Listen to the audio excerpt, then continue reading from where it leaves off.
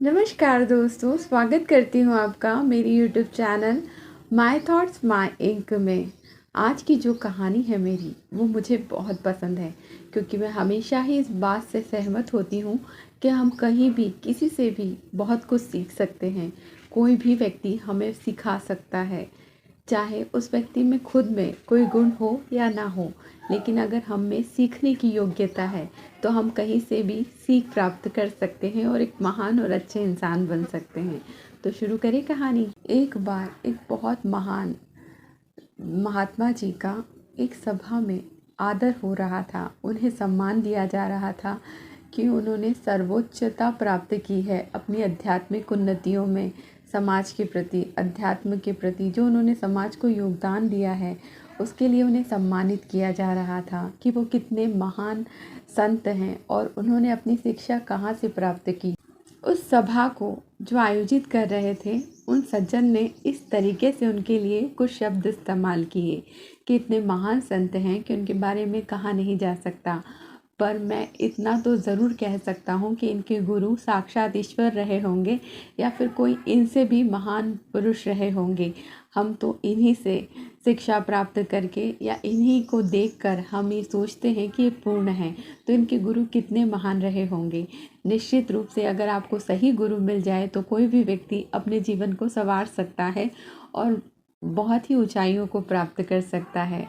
संत महात्मा ये सुनकर मुस्कुरा रहे थे। जब उनकी बारी आई और उन्हें स्टेज पर बोलने के लिए कहा गया, तो संत ने अपनी बात को शुरू करते हुए कहा कि मैं सबसे पहले अपनी बात यहीं से शुरू करूंगा कि आप में सीखने की कितनी आकांक्षा है, आप में कितनी योग्यता है कि आप कहीं से भी कोई अच्छी चीज़, कोई ऊर्जावान चीज़, कोई सकारात्मक चीज़ ग्रहण कर सकते हैं। तो आप अति साधारण व्यक्ति से सीखकर एक महान व्यक्ति बन सकते हैं। और शायद आप में से कुछ लोग मेरी इस बात से सहमत नहीं होंगे, तो चलिए मैं अपने जीवन के गुरुओं के बारे में ही बताता हूँ, तब शायद आप लोग सहमत हो जाएं कि अगर हम में सीखने की योग्यता है तो हम कहीं से भी सीख सकते हैं। उसके लिए किसी महान गुरु की आवश्यकता नहीं है। तो मैं अपने पहले गुरु के बारे में बताता हूँ, जो कि एक चोर रहा है।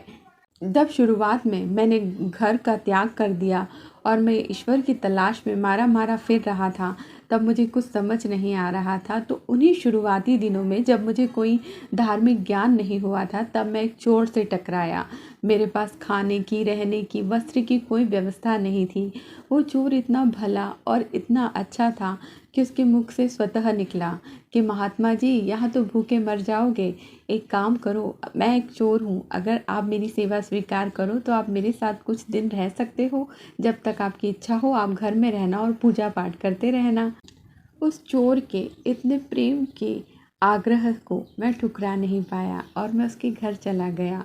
वो रोज़ अपने काम के लिए निकलता, उतनी ही ऊर्जा के साथ, उतनी ही शिद्दत और उतने ही विश्वास के साथ। लेकिन जब वो वापस आता तो कुछ थोड़ा सा उदास होता और मैं कहता कि क्या हुआ, तुम उदास क्यों हो? तो उसने कहा, आज भी मेरा काम नहीं बना, आज भी मुझे कोई सफलता हासिल नहीं हुई, लेकिन मैं उदास नहीं हूँ, क्योंकि मुझे यकीन है कि मैं बहुत अच्छा चोर हूँ और मैं अपने जीवन को चोरी से चला सकता हूँ। ना ही मैं अपने जीवन को जीने का अंदाज़ बदलना चाहता हूँ और ना ही मैं चोरी करना छोड़ूंगा। मैं चोरी से ही धन प्राप्त करूँगा, क्योंकि मुझे चोरी करने में मज़ा आता है।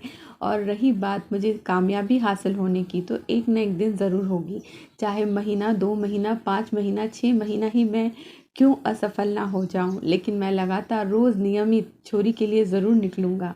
उसकी बातों में इतनी ऊर्जा थी, इतनी सीख थी कि वो बातें सीधे मेरे हृदय में प्रवेश कर गई कि एक चोर एक इतने बुरे काम में कितनी शिद्दत दिखा रहा है, कितना विश्वास दिखा रहा है ईश्वर के प्रति कि आज नहीं तो कल वो इसी कार्य से सफल होगा, क्योंकि उसे इस कार्य को करने में मज़ा आता है। मैं तो एक साधु हूँ, संसार त्याग चुका हूँ और अपनी आराधना से, अपनी पूजा पाठ से अभी ही उदास हो जाता हूँ कि मुझे कैसे ईश्वर की प्राप्ति होगी। उस चोर से मैंने अपने जीवन का सबसे बड़ा सबक सीखा कि कभी भी किसी भी स्थिति में निराश नहीं होना है, हिम्मत नहीं हारनी है, हार महसूस नहीं करनी है, बल्कि आगे बढ़ते जाना है। और जितनी ही असफलता आए, हमें और शिद्दत से प्रयास करना चाहिए। तब मैंने उसे प्रणाम किया और मैं वहाँ से निकल गया, इस इच्छा के साथ कि अब मैं ईश्वर के दर्शन कर कर ही रुकूंगा। अब वापिस से किसी भी समाज में या किसी इंसान के साथ उसकी सेवा स्वीकार नहीं करूँगा। अकेले रहकर ईश्वर की आराधना करूँगा जब तक कि मैं सफल नहीं हो जाता। इस तरीके से वो चोर मेरा पहला गुरु था। अब मैं अपने दूसरे गुरु की बात करता हूँ। मेरा दूसरा गुरु एक कुत्ता था। मैं एक बार प्यास से बहुत व्याकुल था और पानी की तलाश कर रहा था। एक सरोवर के पास पहुंचा और मुझे एक कुत्ता दिखाई दिया। उसे भी शायद उतनी ही प्यास लगी हुई थी। अब जब वो कुत्ता सरोवर के पास पहुंचा तो उसमें जैसे ही झांकता तो उसमें उसे खुद का प्रतिबिंब दिखता, जिसे देखकर वो डर जाता और पीछे हट जाता। उसने एक बार पुनः कोशिश की और देखा तो फिर से उसे अपना प्रतिबिंब दिखा। वो पुनः डर गया और वापस पीछे हट गया। इस तरीके से उसने 2-4 बार प्रयास किया, लेकिन उसकी प्यास की व्याकुलता इतनी अधिक थी कि एक बार वो पूरी तरीके से तालाब में कूद गया और जैसे ही कूद गया बहुत ही मुस्कुराता हुआ, आनंदित होकर अपने आप को आनंद में डुबोता हुआ महसूस करने लगा। उसकी गतिविधि से मुझे पता चला कि कैसे वो डर के मारे तालाब में प्रवेश नहीं कर पा रहा था, लेकिन जब उसने ठान लिया कि उसे डर के आगे देखना है, उसे उस तालाब में हर हाल में प्रवेश करना है, तो उसने बिना कुछ सोचे इतनी हिम्मत दिखाई कि जानते हुए भी कि उस तालाब में कोई है जो उसका दुश्मन भी हो सकता है, उसने उसमें छलांग लगा दी। इसी तरीके से हर व्यक्ति को अपने डर से, अपनी असफलताओं से, अपनी निराशाओं से लड़ना चाहिए। उससे बिल्कुल भी नहीं डरना चाहिए, क्योंकि हम जीवन में कभी भी डर गए तो हम जीवन में कभी भी आगे नहीं बढ़ सकते। हर डर का सामना हमें हिम्मत के साथ करना चाहिए। तो वो कुत्ता मेरा दूसरा गुरु था। अब मेरा तीसरा गुरु एक छोटा सा बच्चा था, जो कई सालों के ज्ञान के बाद जब मैं लौट रहा था तो एक बच्चा मेरे सामने बड़ी मासूमियत से मोमबत्ती जला रहा था और चर्च की ओर बढ़ रहा था। मैंने उसे उसकी मासूमियत देखकर उसका दिल बहलाने की कोशिश की और उससे पूछा, अच्छा पुत्र, बताओ कि ये जो रोशनी तुमने प्रकट की है ये कहाँ से आई? कभी सोचा है जीवन में इसके बारे में? अब उस बच्चे ने कुछ नहीं देखा और उस मोमबत्ती पर फूंक मार दी और मुझसे पूछा कि आप ये बताइए, ये जो प्रकाश चला गया ये कहाँ गया है? कभी सोचा है आपने जीवन में? तब मैं एकदम चुप हो गया और अपने ज्ञान पर जो कि मैं इतरा रहा था, तब मुझे तीसरी एक सीख मिली कि आप कितना भी कुछ सीख जाएं, आपसे भी ज़्यादा कोई न कोई महान होगा, आपसे भी ज़्यादा कोई न कोई अनुभवी हो सकता है। तो जीवन में इन 3 सीखों के साथ मैं हमेशा आगे बढ़ता गया और मुझे इतनी योग्यता, इतनी काबिलियत हो गई मुझ में कि मैं आज आप लोगों के सामने हूँ। तो हम कभी भी कहीं से भी सीख सकते हैं। सामाजिक दृष्टिकोण से देखा जाए तो एक चोर, एक कुत्ता या एक बच्चा किसी को कुछ नहीं सिखा सकता, लेकिन अगर सीखने वाले में गुंजाइश हो, योग्यता हो, तो वो किसी से भी सीख सकता है। वहाँ बैठे तमाम दर्शकों ने उन गुरुदेव को प्रणाम किया और उनके इतने अनमोल विचारों को प्रणाम किया। कितनी अच्छी है ये कहानी और कितनी महत्वपूर्ण है इसकी शिक्षा। हम हमेशा बहाने बनाते हैं कि हमें कोई कुछ सिखाने वाला नहीं है। दुनिया में चारों ओर से शिक्षा भरी पड़ी है।